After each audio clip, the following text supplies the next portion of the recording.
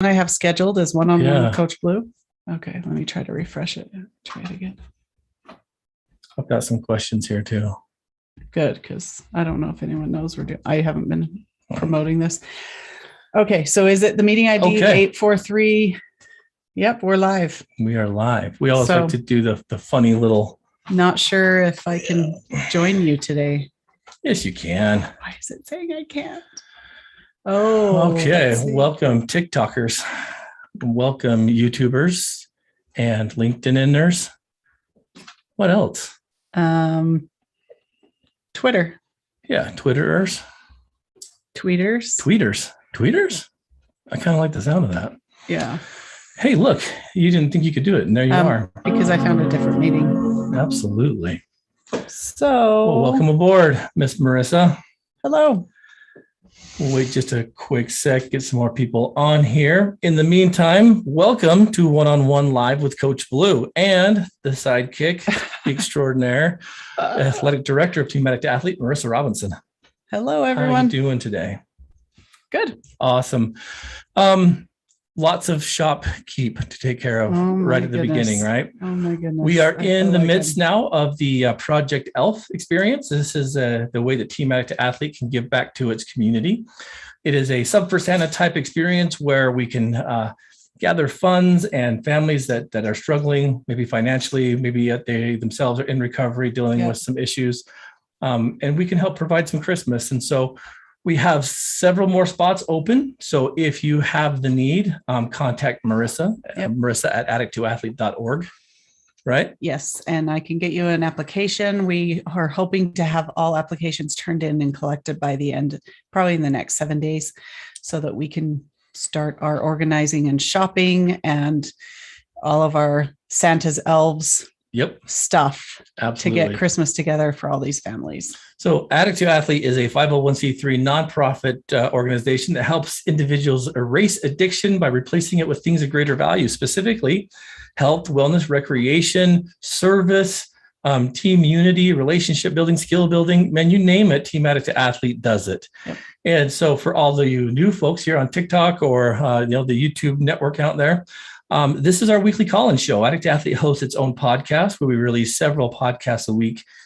specifically on addiction recovery, mental health concerns, trauma, inspiration, all kinds of stuff. And we do things a little different than the mainstream. We have our own philosophy. Team Addict Athlete's been here now for just over 10 years with chapter development and sober coaching opportunities. And so jump on our website, addict2athlete.org, for more information. And see how you can turn the mess of addiction into the message of sobriety and recovery. So beyond that, do we have any other announcements for the team that they need to be aware of? I did see a thing come through for the human race. It's the 5K there on Thanksgiving morning. Let me find it. It's going to be held in Salt Lake.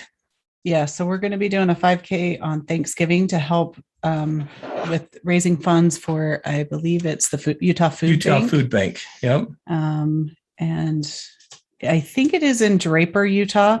So if you're in the area, we can, and I will be posting that on our website and Facebook. Yeah. Hopefully today. So one thing that Team Addict Athlete does as we go out and promote recovery, we kind of get out there and erase the stigma that addictions had with people, is that we want the athletes, the participants on the team, to give back to their communities, the communities they once took from.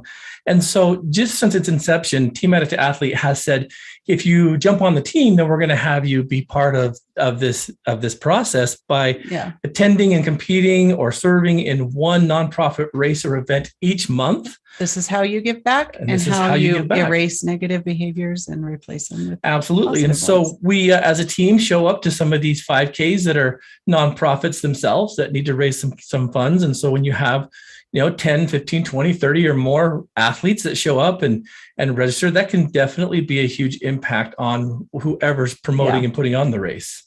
It's huge. It's huge. It's helpful to not only our community, but it also helps teach the public a little bit about people who struggle with addiction, that they're not all bad or throw away, that they, there is redemption. I Absolutely. don't know if that's the right word, but more often than not, you'll see our athletes wearing our official racing jersey that depicts them to be part of the team. And then that in and of itself becomes an ability for you to be, I think, put in a position you could testify to your recovery. And so when someone sees a Team Addict athlete jersey, they're like, hey, you struggled with addiction? Oh, tell me about that. So that the anonymity, some of the fear and the anxiety around talking about addiction gets completely thrown out the window, because you're now competing with, dare we say, the muggles, yes, the normal folk, right? Yep. So we got lots of things on the horizon. I'm excited for that. So keep a close eye on all of our social media pages. Yes, right? please. We're keeping things updated. We now, for Utah County, have a new meeting place. Yep. We're finally indoors. Thank heavens. It's November. It's getting cold. And so we are back at the Utah County Health and Justice Building Tuesdays at 7. Our Salt Lake County meeting has an indoor meeting. They're moving from Sundays from 6, and now they're doing it 3 in the afternoon. But all of those are updated on our website under resources and meetings. So if you are anywhere local, you can attend those. Our Tuesday Utah County meeting, we always go live on Facebook. If anyone wants to watch, if they're not local, we'd love to still have you join. Yep. We're currently training several certified sober coaches to open up chapters of Team Addict Athlete in their communities. If that's something that you're interested in, if you thought you have talent in an area to help people overcome adversity and want to be a support and open a chapter of Team Addict Athlete in your community, jump on our website and look under the resources tab. You can see links to our online training program. It's a pretty extensive training program. Yeah. You are very well taught and educated on scope of practice, on abilities by which you can start your own chapter of Team Addict Athlete, or you can kind of branch off and create your own, I guess, business by being a sober coach, a certified coach through Team Addict Athlete. Yeah, we have 2 other places in Utah that are taking trainings and hoping to open chapters. One is down in Richfield, Utah, kind of central Utah, and one is out in Uinta County, and it is on the Ute Reservation. So we're really excited about those. We also have somebody that is looking at possibly training in the UK and getting a chapter out there. We may have a double out in the UK, and 2 places there. And we have some interest in Phoenix, Arizona. So we're really hoping, like, COVID is kind of coming to an end, and maybe we can really get some other things kicking all over the country to help people. Absolutely. If you yourself have a question about recovery, mental health, maybe trauma, please feel free to submit those through this I guess the chat box, right? Yep. And or through the Facebook chat box. We've got some previous messages and questions that we're going to get into today, and a few of them I think are going to take us into some interesting territory. So, anything else there, Athletic Director? I'm trying to think. I think that's most of our announcements. Okay. Well, athletes, again, One-on-One with Coach Blu is a weekly call-in show. We answer your questions either live on the air and or previously received questions. And this one comes at I think a real poignant time, and it's asking the question, Coach, I just feel like everyone's struggling so much these days. I just feel as though we are losing our humanity. Have you noticed the same? That is a big question. Yeah. Specifically, if you're in addiction recovery, and you're looking at life, pre and post pandemic, because it seems like although climate and environment was already kind of on the rise to be a little bit more segregated with opinions and values and thoughts, that what?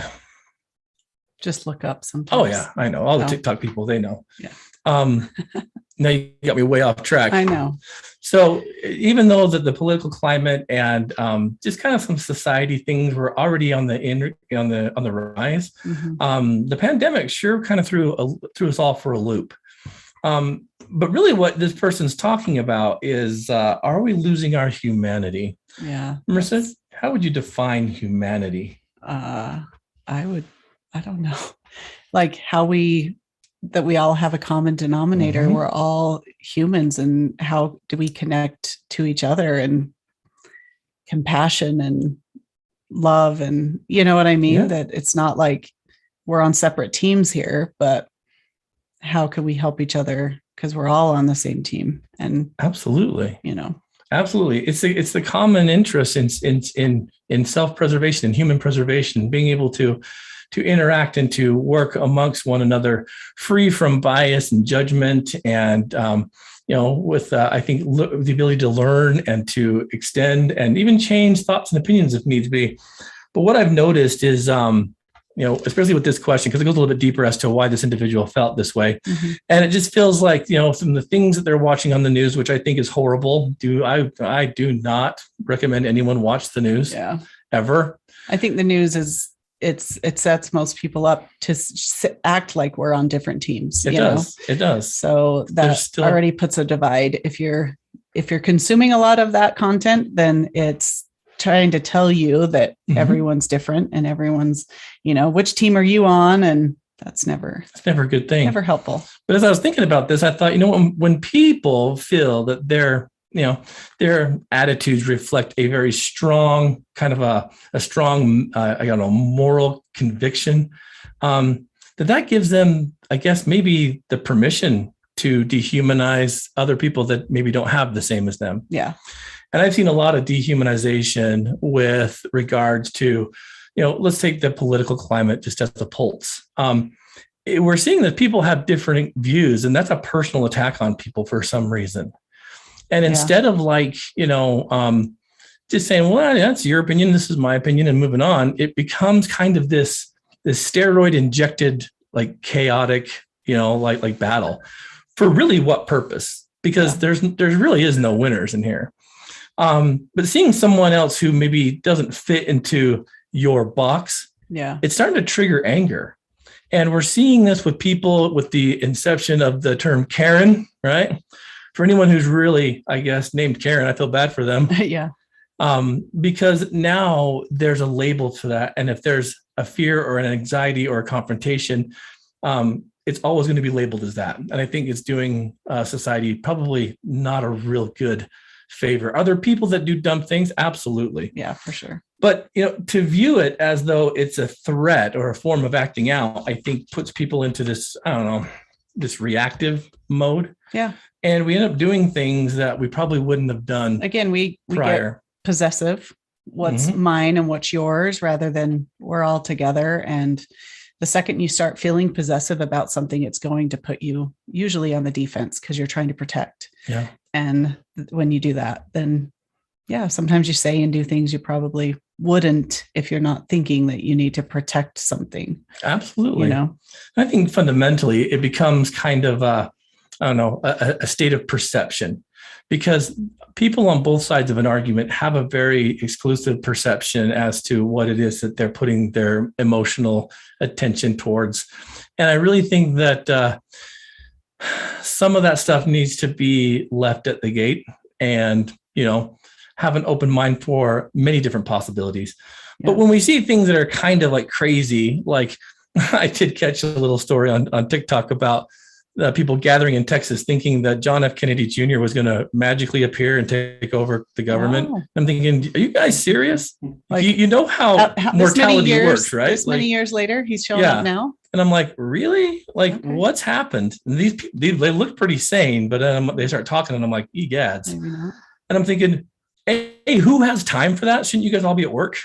Who's slaying around downtown Dallas waiting for John F. Kennedy to fall out of the sky?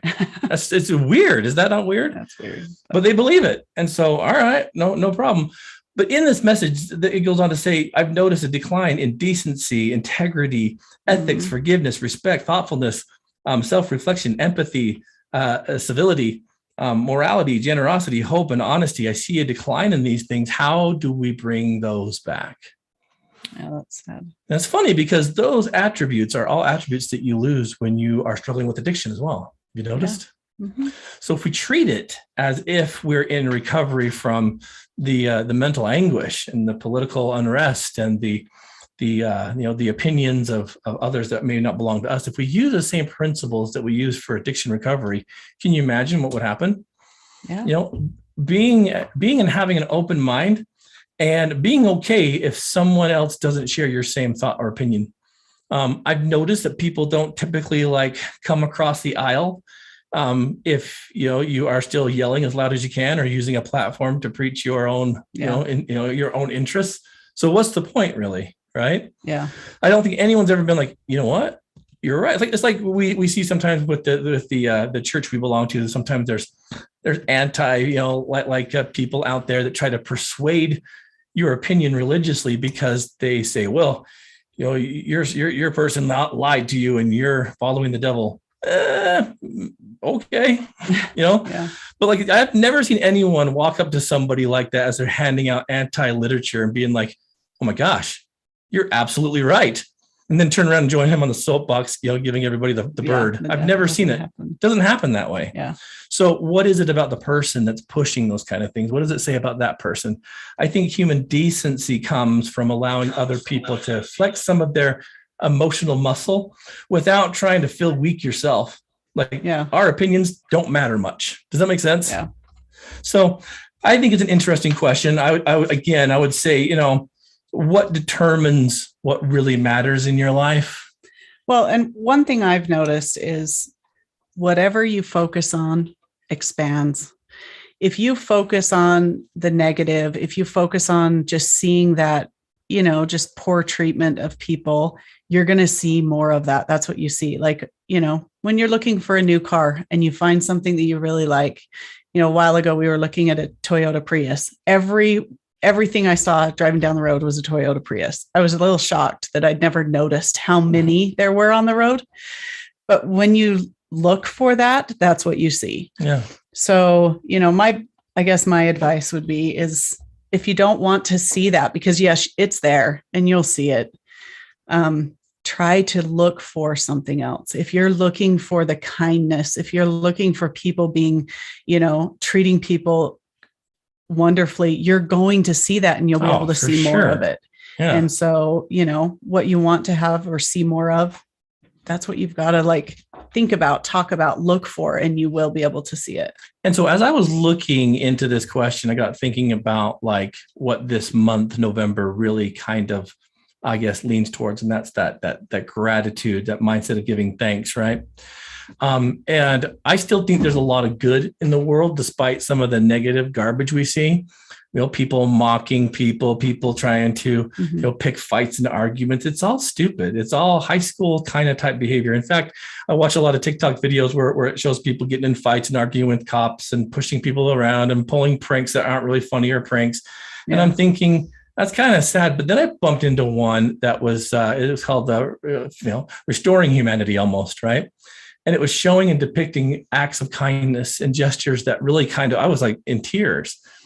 And I'm like, why is it that we are so much more geared towards watching people fight and argue and piss around like children when these are adults? And one of my favorite things to comment on TikTok and things is like, we call these people adults. I gave adults way too much credit when I was a kid. Did you know that? Yeah. I really did. I looked at adults as though they have things together. They're kind of like the stewardship over, maybe keeping people safe.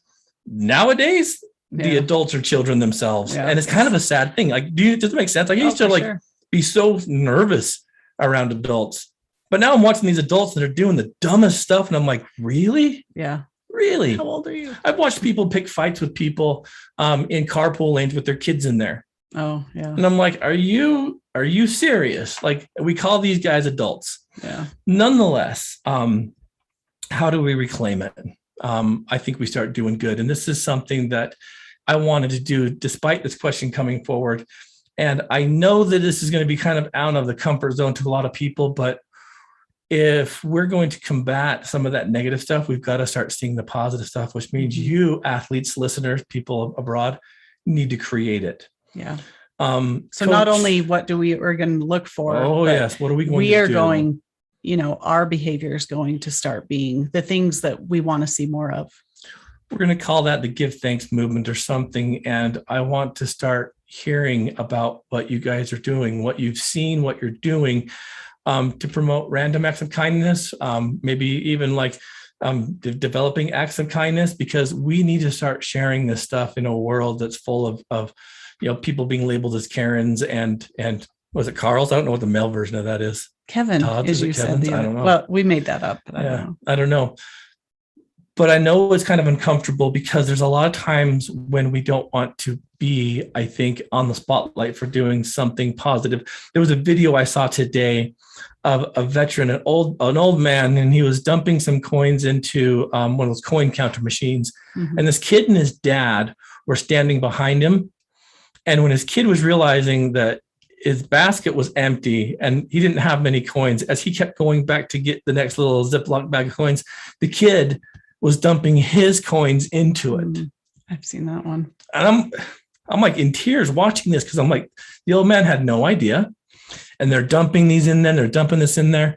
And when the old man turned around and the kids walked away and he saw his ticket and how much he had, he was in tears. Yeah. And the kid didn't say, hey, I did that for you. No. Him and his dad just walked away. Yeah, they never said anything to him about it. I saw another one where there was an officer who was picking up trash on the corner of a gas station, and a guy drove over to him and he said, hey, officer, like, what are you doing? And he's like, well, this is a memorial for a girl who was killed in an intersection here 20 years ago. Yeah. And I think all of our friends and her family have kind of moved forward, but this is on my patrol and I come over here and pick that stuff up. I didn't know her family, but I come and keep her memorial clean. Oh. And I'm like, what? That's so sweet. Athletes, people listening to this, we need more of that. Yeah. And if that means stepping out of your comfort zone and showing us what you're doing, please do it. And I know sometimes it's weird. I don't like telling people or posting about, things and that I've been doing that are good in service, but I think it inspires other people. And that's what we need to do is we're trying to help other people see that, or even giving other people ideas. I would have never thought of even doing that. Yeah. And I think that's a great idea to keep somebody's memorial place clean. And, mostly because a lot of times those families aren't nearby. They would do it themselves, but maybe they don't have the time. And that's awesome. Absolutely.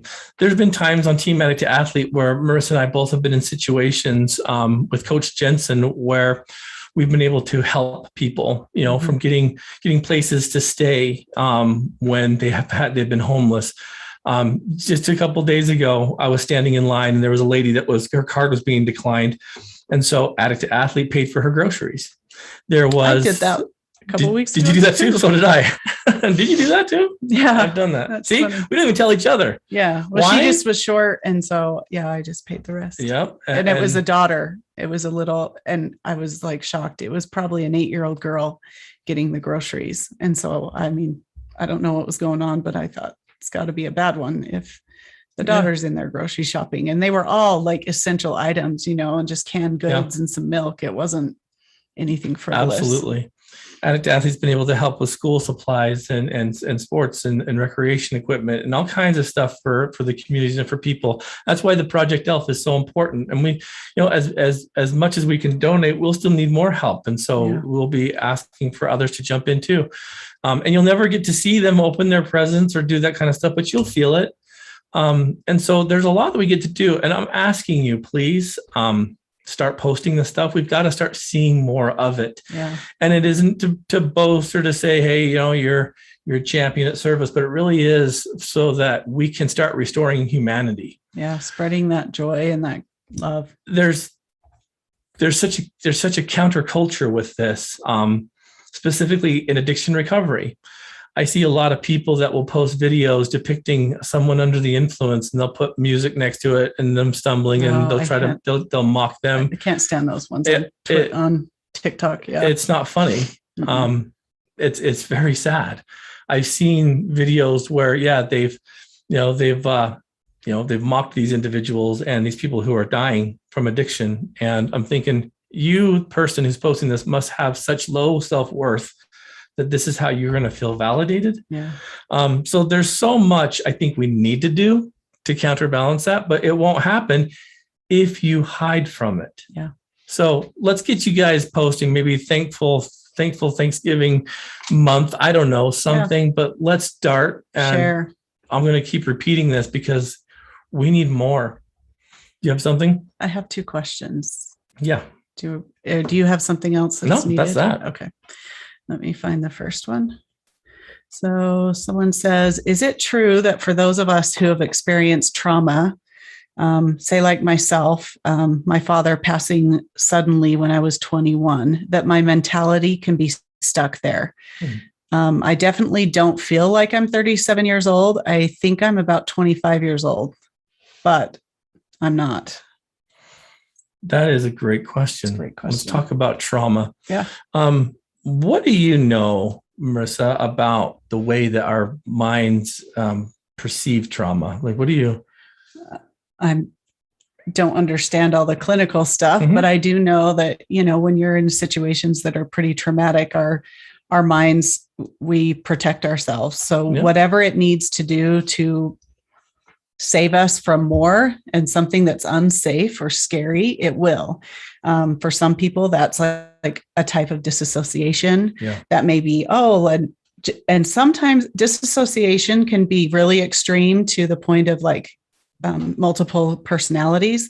But it can also be simply just pretending the bad doesn't exist and everything's just fine and just ignoring stuff that probably needs to be dealt with or talked about, or I just go into my happy little place. And everyone does that a little bit, and that's fine. But if it's becoming perpetual, if it's becoming so much that it's a little, it's affecting your life, that, maybe you're not addressing really serious needs, then it's something that needs to be looked at. I also know, and this is experience myself, that trauma can, I've described it as life is like going river rafting. If any of you guys have ever been river rafting, and there's like soft little parts, you're going down the river in this little boat with all your friends, and you hit a couple bumps, there's a couple rocks under and it gets a little bumpy, but then you hit some real white water rapids where you are flying, and something so extreme that you get just booted out of the boat. And life keeps going, but you swim and swim and swim, and you get to shore, and you just sit on the shore, and you're like, I am not getting in that boat again. That was too scary, and that's too much. And I will just stay here where I know I'm safe and I'm not moving.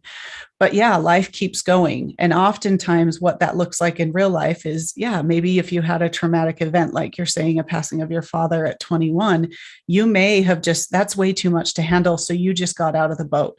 So life goes on, you're aging, but maybe emotionally you've stayed because you got on the shore, and you're just like, I just can't it's too, dangerous. It's too unsettling. It's too emotional to get back in that boat and try this again. Absolutely. Because trauma is an emotional response when something terrible happens, and you're spot on, like an accident or abuse or a disaster. And immediately after the event, we see things like denial or fear and anxiety that kick in. And prolonged exposure that I've noticed, I've been doing some deep dives in this. There's a difference between post-traumatic stress as it bubbles back up and complex post-traumatic stress disorder. So Cptsd. Cptsd is basically PTSD on steroids. This is prolonged abuse, prolonged experience and exposure. So it's maybe, that you have an abusive parent. And so it's not just one incident or one event. It's a daily event. We talk a lot about, the fight or flight, freeze, and fawn. Now we have the 4. When you go through a traumatic event, and, in an accident, it happens and it goes away. You go back to the cavemen era and they have a bear attacking. Well, they run back in the cave and they get where it's safe. But if you go home every day and that bear lives with you, that really is going to mess you up mentally, physically, emotionally. Like, it does a big number on you when it's a repetitive trauma. And that can be just something even small that just after repetition, it doesn't seem like maybe a big deal because it's not a quote big trauma, but when it's repetitive, it's very detrimental to you. Well, the thing we have to understand too is that trauma doesn't just lie in the brain; it also gets caught in your body and the way where the locations that you store it. Any kind of harmful or life-threatening event's going to cause the brain to be triggered into a self-preservation mode. And that adrenaline that kicks in for that fight or flight, time freeze of thing, or fawn. It doesn't get to go anywhere. And so it really does kind of set into a foundation of always being on the lookout. So, the question about can it halt my development, my emotional growth? Absolutely. Yeah. Because what comes next now that he's no longer there? Mm-hmm. You had this guide, this person that you counted on and relied on, and now they're gone. Mm-hmm. Can you do it without? Your brain's going to tell you that no, you can't, because you've had to rely on that relationship for so long. But the reality is yes, you can.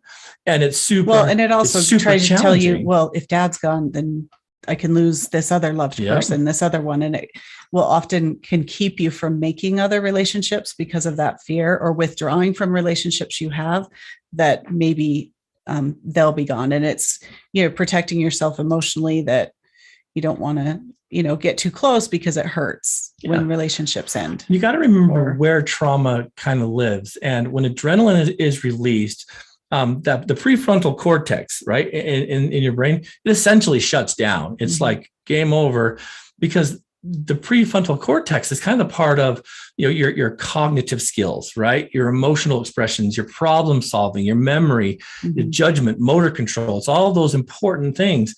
And so what happens is it's such a system overload that you get stuck. It's almost like you get stuck in some tar or like a sand trap or something. You can't get out.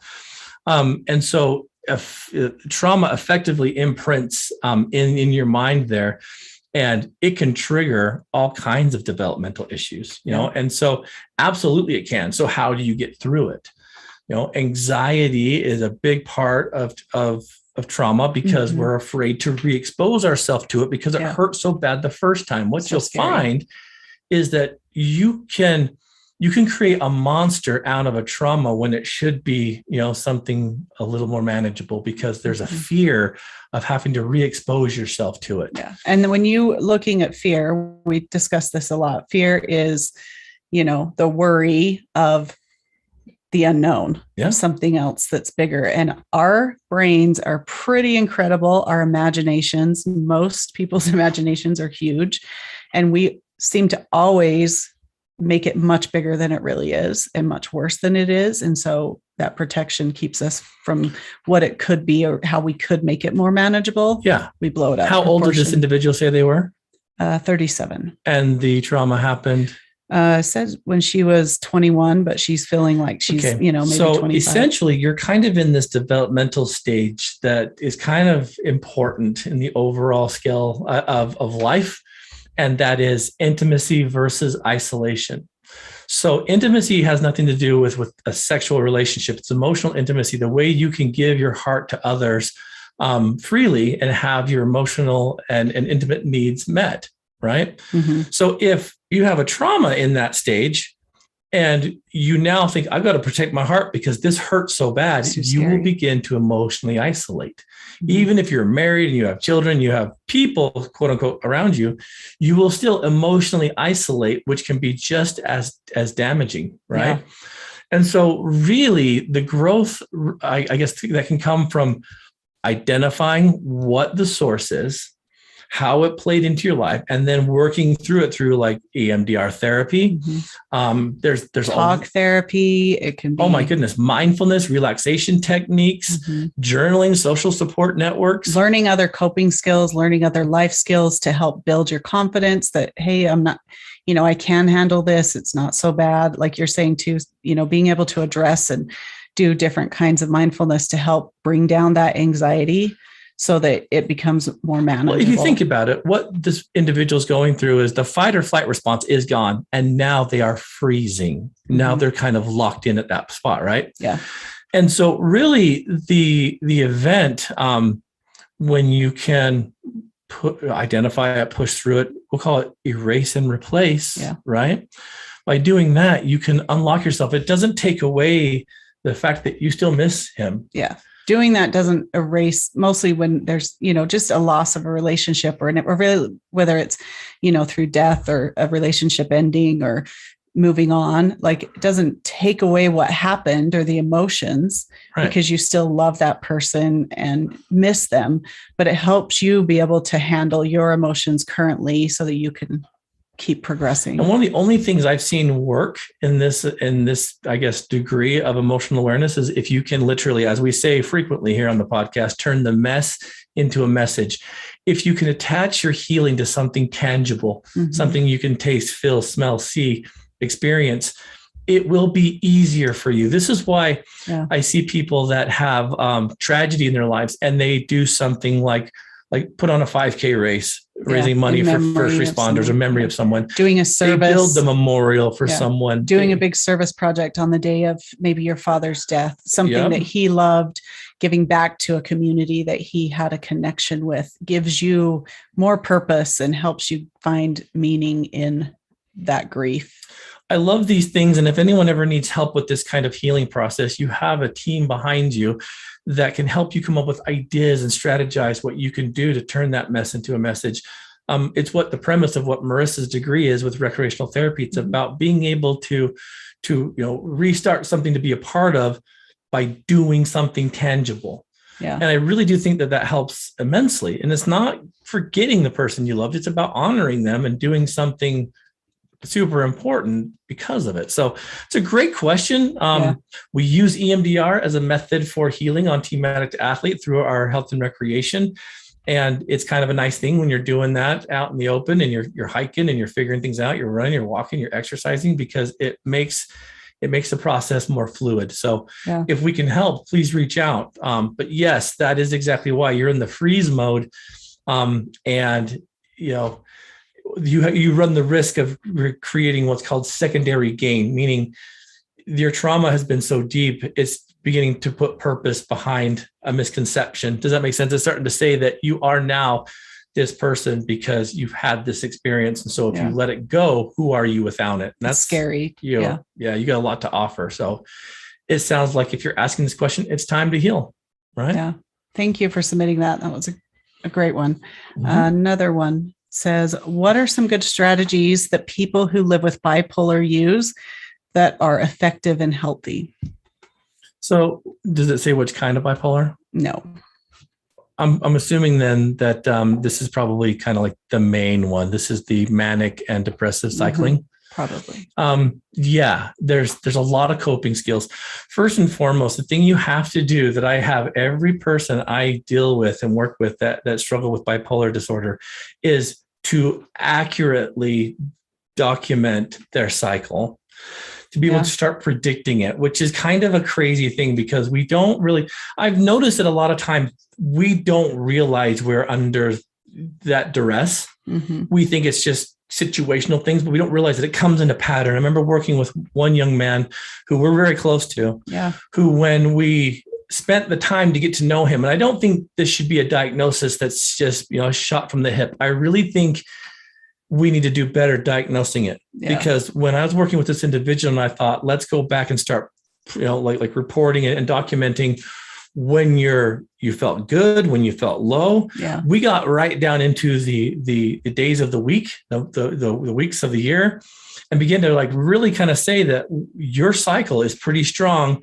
You got 4 weeks of positive and then 6 weeks of down, and it was pretty strong that way. Yeah. And most people only see the down, like you say, because the positive, the mania, the high usually is so you're happy, you get things done, you get things accomplished. It's, most people aren't so high that it's detrimental.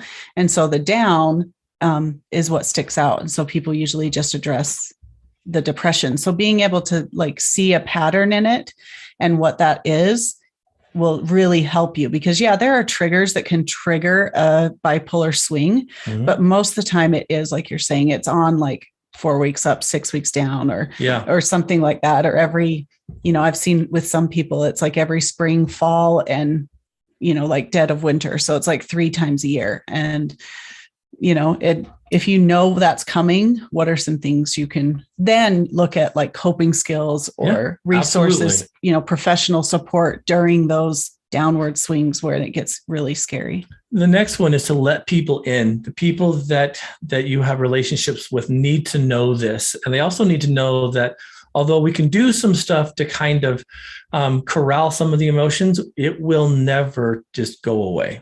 Yeah. And that doesn't mean that you're broken and that you're unlovable. It just means that we need to know everything there is about you. So things like, how do you respond from stress? Because stress is one of the biggest, I guess, pushes into a bipolar cycle. Yeah. Is it a lack of sleep? Is it erratic scheduling? Is it, certain substance use? We've talked about this before. There's the biopsychosocial spiritual. Okay. The 4 areas mainly of your life. Bio meaning body, physically, how are you doing? Eat, sleep. You're going to look at exercise. Well, I'm going to give you the boring list. Okay, you ready? Oh, okay. This is how you do it. Number 1, begin to control and limit stress. Now, that's not as easy because stress is a major bipolar trigger, right? Yeah. What can you do to simplify your life, maybe to relieve some of the stress in your work and your personal life? See if your spouse or family members and friends can help with responsibilities, lighten some of that load. If you have a job that requires crazy hours and lots of travel, you may want to look for something less stressful. The next one, we just talked about it. Keep a regular schedule. You've got to be able to do this because sticking to a routine can help control mood swings. Bipolar people don't do well with lots of change. Yeah. Did you know that? It's kind of... Even though they may like to be impulsive, like having a good set schedule and routine is really, really important. Here's another one that doesn't really feel quite conducive to this new modern lifestyle, and that's practicing healthy sleep routines and patterns, right? Being overtired can definitely trigger mania in bipolar situations. So learning how to do what we call sleep hygiene, right? Listening to soothing music, maybe reading, taking a warm shower, those kind of things beforehand. Blue light glasses with your screens. Yep. And, limit that. Get moving. We know this. This is Team Addict Athletes Core. Yep. Studies show that we know this. Regular exercise can help improve mood. It just does. Yeah. It's why Team Addict Athlete works. Yeah. You've got to avoid things that are going to cause stress. Caffeine, substances, drugs, alcohol, nicotine, all these things can definitely push you into those mood swings. Yeah. And then really write this stuff down. Keep a journal. Document your mood swings. Document how you're feeling. Become so intertwined with like your schedule that you get it. You'll know. Then other people can help when they like, okay, well, it looks like, you're having some struggles. I'm going to increase my, my support for you. Yeah. Or now I'm going to be a little bit more observant so that your mania doesn't, overpower, our relationship. You write it down, document it as much as you can. And then last but not least, right, seek some help, whether it's through counseling, whether it's through medical intervention, seek some guidance because there's only so much you can do on one side of that without the proper diagnosis and, medical intervention. There's lots you can do without medication. Yeah. Even if you take medication, they'd only take you halfway there. Yeah. So there's a lot you can do, but there's no quick fix to it. It becomes part of who you are. And there's nothing wrong with that. Does that make sense? Yeah. Like, I think sometimes we get nervous about talking about these things because we're worried that, we're broken, but we're not. No. Your bipolar could actually be, dare we say, a superpower. Oh yeah. You can get a lot done. It sounds kind of interesting, but it's true. And let alone being able to relate and understand other people. There's a lot to it. But if you're feeling unbalanced, finding balance in all areas of your life is going to help bring those swings to a more manageable state. It doesn't make them go away. I don't know if anyone with bipolar doesn't feel swings, but it helps it be more livable and something that's you can kind of stay in with, but being able to balance all areas of your life is going to really help. And real quick, maybe we should have started with this because I want to really touch base on this before we move on. And so what is bipolar, right? It's a complex mental condition that kind of takes various forms of depression and mania. Mania meaning like extreme kind of like energy, like focus, attention. Even sometimes it's real positive and happy, but you're getting a lot done. And sometimes it can be harmful because you just go on spending sprees, you do things impulsively. Yeah. It can't be good. But there's really actually 2 bipolars. Impulsive, yeah. Bipolar 1, which is kind of the classic type, which most people think of, that goes through the manic depression, right? People that have this, they alternate between some full-blown mania, like we're talking about, and then depression. And it causes some behavioral shifts throughout the experience. Yeah. Occasionally, like mania or depression can be so severe that it can create psychosis and create an emotional mental break. So this can even get into things like disassociation and hallucinations and some of that, some of those delusions. Well, and sometimes that comes because you have so much energy, you're not getting sleep either. And so that creates, another issue and problem there. Yep. Bipolar 2 is, dare we say, a little less extreme, right? And it's the more common version of the disorder, which is depressive episodes. They used to call it major depression. It alternates between some hypomania and then some mild forms of that mania. People with this sometimes are like super highly productive and well functional. So it's kind of like, make sure you know and drill down on which one you have, bipolar 1 or bipolar 2. Sometimes I remember years ago working with a doctor at a program I was working at, and it didn't matter what you had, you came out with a bipolar diagnosis. So I'm like, dude, you can't do that. So take some of those tools, get to know yourself.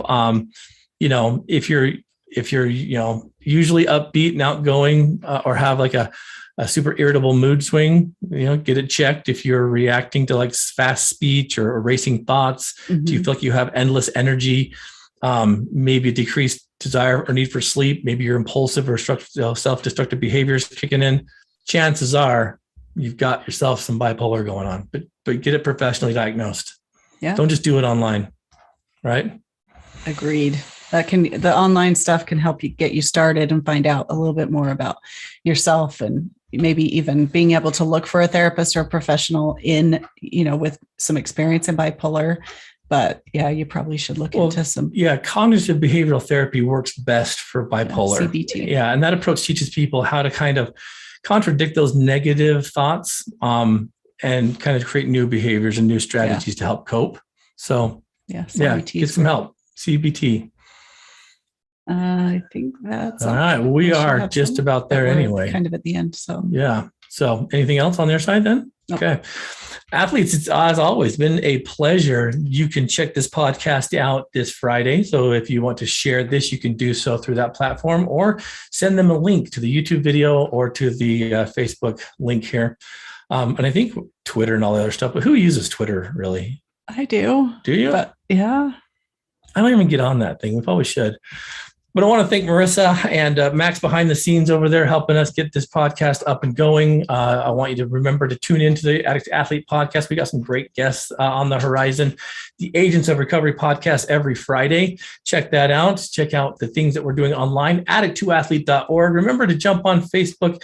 Give us some interactions. I'd love to see what you're doing to help serve your communities, bringing that positive view back to a very chaotic world. I want to thank Radio Ronin and the Radio Ronin Network for all that they do for Team Addict to Athlete, hosting the podcast. Go check out Greg's Guide to New Music and the Radio Ronin podcast with Greg and Josh and Chandler and Chunga. It really does make maybe a depressive mood swing that much better. So go check them out in the Radio Ronin Network. And athletes, until next time, please go turn that mess of addiction into a very powerful message